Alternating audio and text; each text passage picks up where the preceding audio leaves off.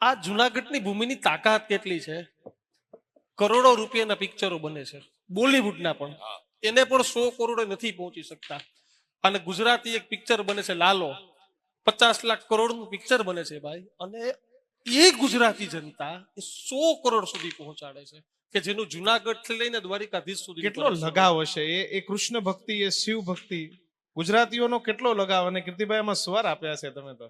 બિલકુલ, હું આનંદિત છું. હું ખૂબ જ ગૌરવની લાગણી અનુભવું છું કે એ ફિલ્મમાં મેં ગીત ગાયું. અને દરેક ગુજરાતીઓ ના માટે ગૌરવની ક્ષણ છે લાલો ફિલ્મ. આ જુનાગઢથી શરૂ થયેલી યાત્રા છે એની પિક્ચરની.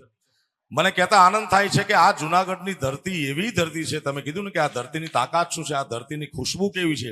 સાહેબ, આ ધરતીની તાકાત એ છે કે નરસિંહ મહેતાના કામ કરવા 52 વખત કૃષ્ણ પરમાત્મા જુનાગઢની ધરતીમાં આવ્યો છે મારા બાપ.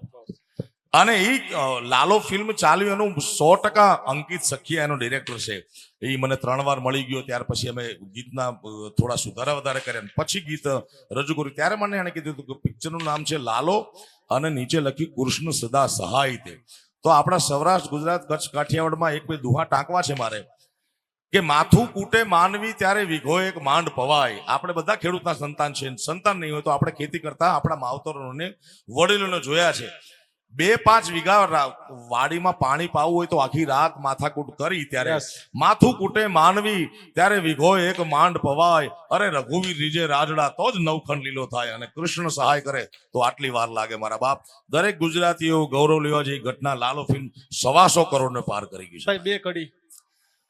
જાલીને મનોરથ જીવતું, માલીને માયાને જીવતું, અધીરો ને વ્યાકુળ થઈને પામે રે કશું નહીં જીવતું.